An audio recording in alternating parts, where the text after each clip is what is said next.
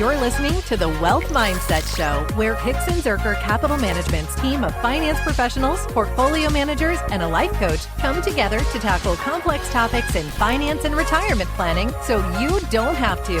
From investment strategies and wealth management to tax planning, retirement income, and aligning your money with your values and purpose, the Wealth Mindset Show offers the tools to thrive.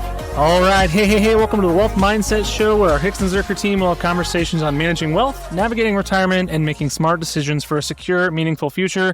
I'm Austin Wilson, Director of Investments at Hixon Zuercher Capital Management. And I'm Josh Robb, Director of Wealth Management at Hixon Zuercher Capital Management. And today we're joined by Tony, our CEO and leader of the forum. Here we are. Oh, yes. And Thanks for having so us. we are going to be talking today about receiving inheritance. And if you've inherited money or may in the future at some point, this may be a good thing to listen to, because we're going to talk about, what do I do? Yeah, there's a lot of questions that come to mind, right? So, oh my goodness, what do I actually do with a lump sum of money? Where do I start? So we're going to be taking a look at all of the steps that you can take from the first decisions you make all the way to long-term planning strategies.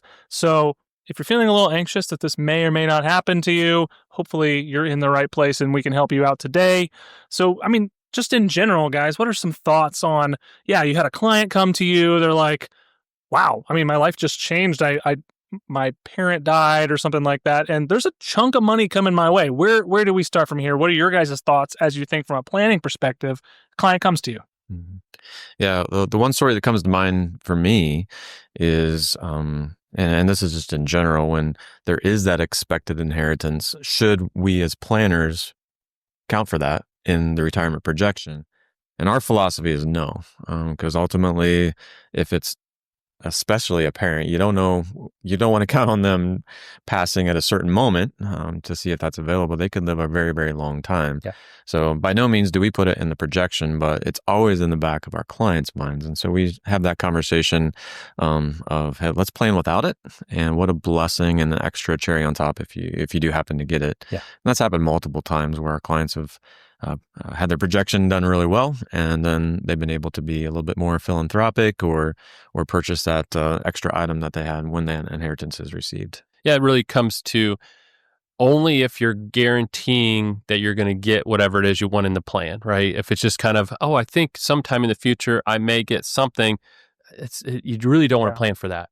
But if you say, you know what, hey, there's a trust set up and assets are already set aside, then maybe you can start allocating if there's some, or you know what, there's this farmland and it's going to be split this way, and here's when it's going to happen.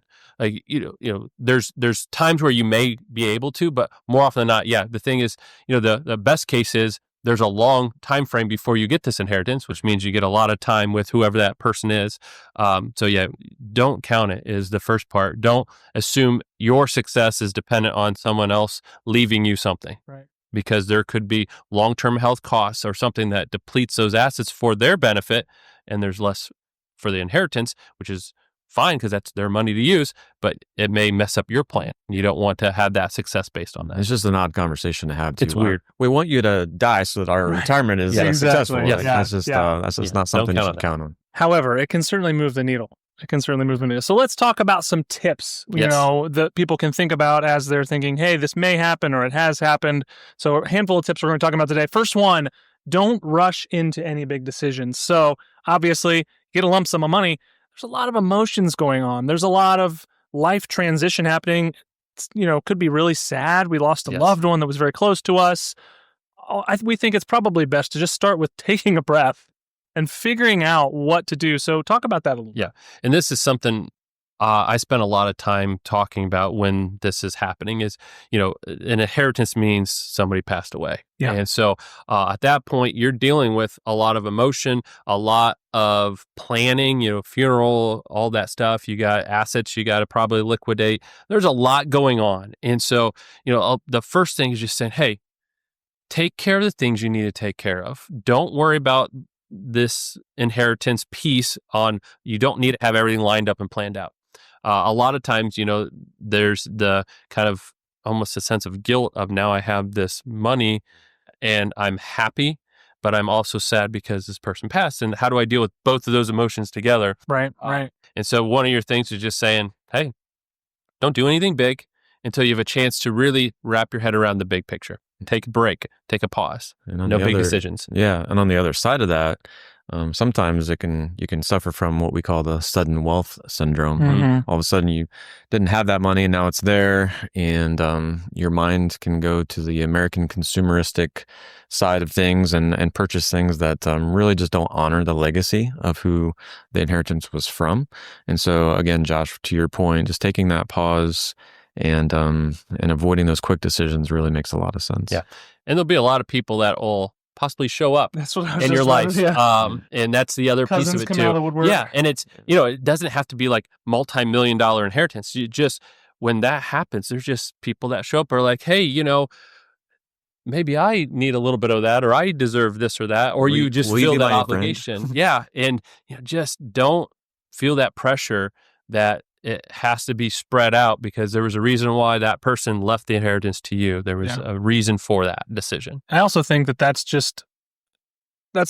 why you may not want to keep it all out in the public, right? Yeah. So maybe you come into this lump sum of money, this inheritance, and who knows how much, $1 million is not uncommon anymore. And you may just keep that to yourself and maybe make your life look the same way it does, and be a little bit more discreet about that to avoid that happening. So our advice here is, take 1, 2, 3 months, some sort of a window where you just go, I need to digest what happened. I got a lot of emotions going on right now. The money's in a safe place, right? It's not under the mattress. It's not in the backyard. It's not in Bitcoin. It's in a bank account. It's FDIC's and insured, and you can decide what you want to do with it at some point there. So tip number 2 is understanding what kind of inheritance it is. And this is really talking about different asset types, right? Because there are different liquidities, there are different tax rules and planning needs that go around these. So guys, talk a little bit about, whether that comes as cash, real estate, farmland, and different types of investment accounts, what that means when you're thinking about what to do. Yep. Yeah. So there's kind of a couple big buckets, one of which is retirement accounts. So if you inherit a retirement account, so 401k, 403b, IRAs, there are rules depending on what type of person you are. And that doesn't mean like, are you young or older? Good or bad? Yeah. It means, are you a spouse? Because there's certain rules for spouses.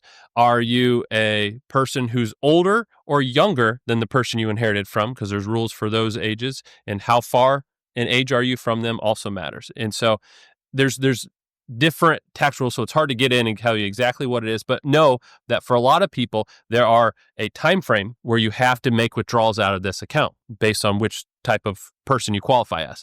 So make sure you talk with an accountant or an advisor or somebody to understand your rules for that. Then when you have things that are in the taxable bucket, so that would be brokerage accounts, that would be savings, checking accounts, homes, or any kind of asset you inherit. Depending on how you inherit it, you could get an adjustment to that basis. A step up is what they call it. So if you bought a house, let's say for $100,000 and it's now worth $500,000, that $400,000 is gains. If someone were to sell that home just by owning it themselves, that gains are taxed. But at death, a lot of times it's reset to the current value at the day of death. So then the next person restarts that kind of gain clock and they don't owe taxes on that first part, depending on how you inherit it. There's always those caveats. But understanding what your rules are, what has to happen, and kind of what your time frame is really helps you then plan for the long term. Hard assets, do I want to hold it like it is, house, farmland, whatever, or do I want to sell it and do something else with it? Do I own it by myself? Are there multiple people own it? Do we have to make a decision together? Those are things you got to talk about. Tony, talk a little bit about if maybe this inheritance comes in the form of a trust, right? Some of the restrictions and all the legal requirements and how detailed you have to be looking through those documents to know what you can and can't do. Yeah, we've been in this career long enough to know we've seen some pretty complex trusts and how the generation that is passing those assets on to the next generation, they want to guard them. They worked hard for them.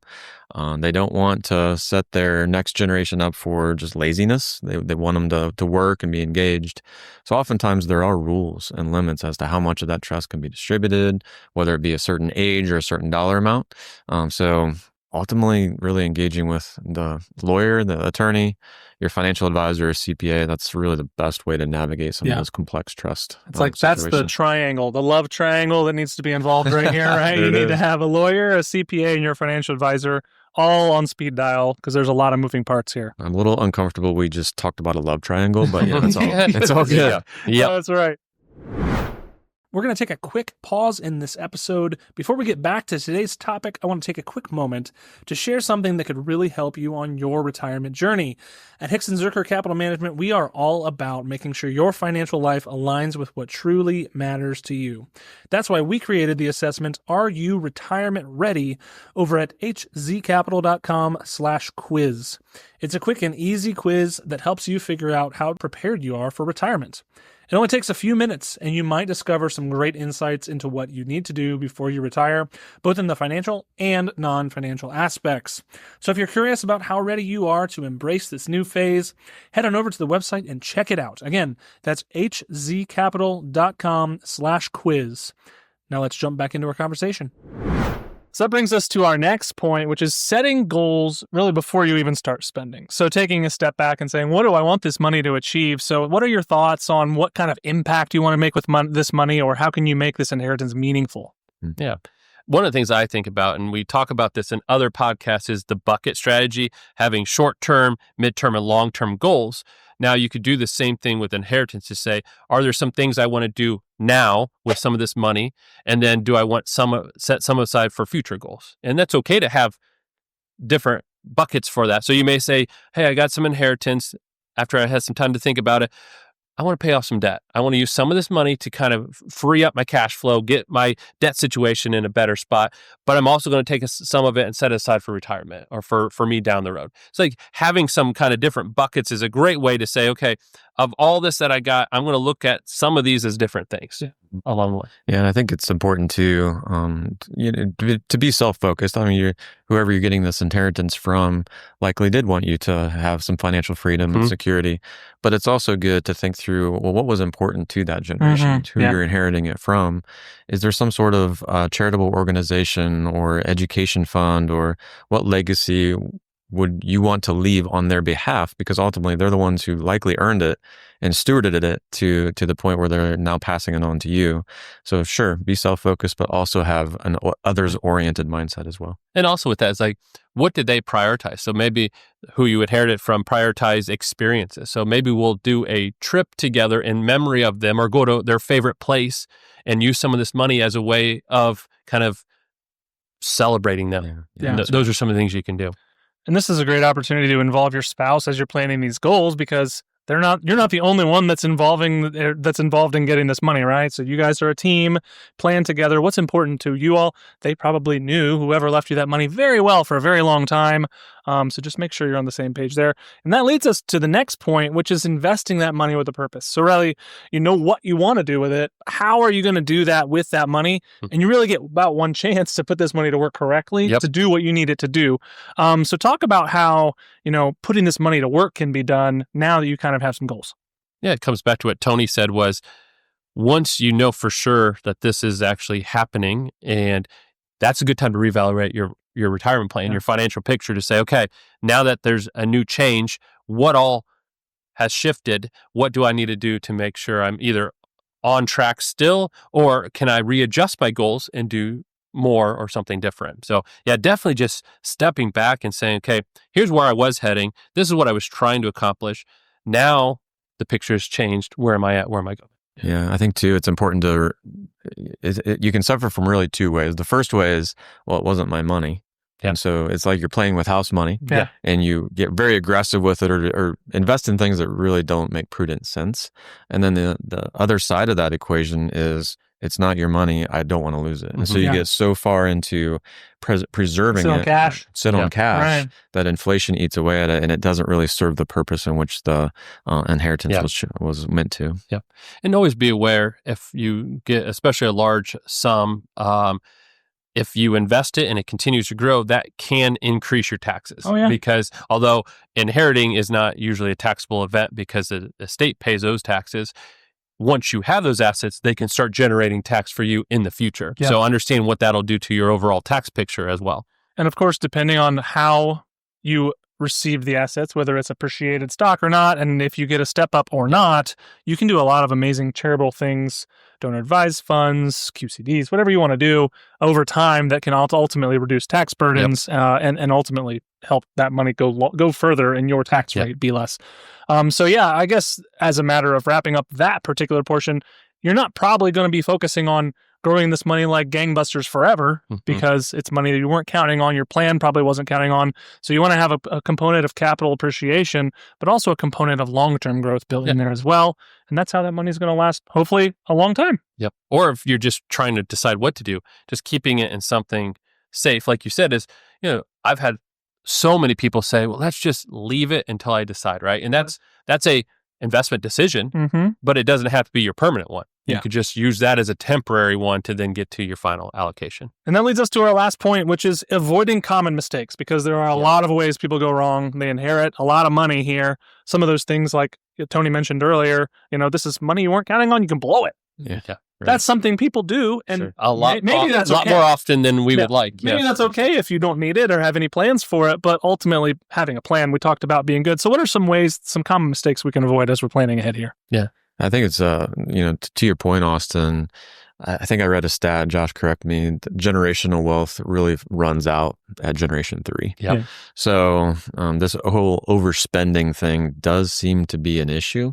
Other than, having self-control or an advisor on your side, I'm not quite sure how to prevent that. But just knowing or understanding that is a tendency to lifestyle creep or have overspending in your plan, you really got to guard against that. It doesn't seem like that's very honoring of the inheritance if you just choose to blow it. Yeah. And a lot of that comes from, as they look back on some of that, historically speaking, is that first generation earned it, worked hard for it, so they have appreciation for it. That second generation watched their parents work hard and earn it, so they have a appreciation for the effort to get there. That third generation did not see that effort. They saw their parents reap the benefits of the inheritance, but never the hard work to get there. And that's where you see then that kind of disappearance of the inheritance along the way. And so you're right. There's the sense of educating and passing along the why helps a lot. Trusts help in that they can protect those assets somewhat along the way up to a point. And then we've mentioned it a couple times, but understanding the intentions of the original person who earned it on what they would like to see you do with it. Yeah. Sometimes it is the sense of freeing that they wanted me to enjoy this money, and I am being so concerned about losing it that I'm not even appreciating what they wanted me to have this for. Like, it's not a benefit to me at this point. I'm more stressed about messing it up. So understanding kind of where the mindset was, how that works. And then the last one is, now that I've received inheritance, what does my estate plan look like? Yep. Because now I have more assets. Do I create the right estate plan? Do I have the right beneficiaries? Am I titling them correctly? Am I doing everything I need to do that if something happens to me, I would be able to continue on this legacy, or am I going to mess it up? We see time and time again that, these are things that I got, and then they don't think through to being the same ability to create the next legacy as that they inherited themselves. I think what this whole discussion comes down to for me is, if you don't do this for a living, this is the chance to bring in the experts, right? That's right. Don't try and do this alone. There's no reason to do this alone. It's not that expensive in the grand scheme of things to get financial advice, tax advice, and legal advice. Right. And you need all three. The love triangle. Yeah, the love triangle. Yeah, it's okay to ask for help. That's and so that's my recommendation here, is just work with those three professionals, ones that you trust, and hopefully this whole thing will be a lot smoother. So, Tony, any final thoughts? Yeah, just to follow up to Josh's point about updating your own estate plan. Sometimes when parents do pass, the next generation, like us, we're older, and so now you got spouses and a more complex family to worry about, and perhaps the spouse may not be as wise of steward as the child themselves, or it just gets more and more complex. So what Josh's recommendation is no joke. If you receive a large inheritance, updating your own estate plan is super important, and getting that love triangle involved is the right thing to do. All three of them. Well, thank you for listening. Thanks, Tony, for joining Josh and I today. If you found value in our conversation, don't forget to subscribe to the Wealth Mindset Show on your favorite podcast player. so you don't miss any episodes. It's out every couple weeks, and we hope you can do that for us. If you want to see more resources, visit the wealthmindsetshow.com, and you can download our free guide, The 8 Timeless Principles of Investing, from that, which is a really great resource we can offer you there. If you have any questions about investing with us at Hixon Zuercher Capital Management, feel free to head over to hzcapital.com and check that out. And always know that we're posted on social media, so check out our Facebook and Instagram and Twitter and all of that to stay educated and stay connected. It's not Twitter. It's X. I know, I'll never get used to calling it X. Yeah. But otherwise, thank you for listening, and have a great week. Talk to you later. Bye. Thanks. Bye. Thank you for joining us at the Wealth Mindset Show, where we tackle the complexities of finance and life planning to help you align your wealth with your values. We hope today's conversation provided value and clarity as you navigate your financial journey.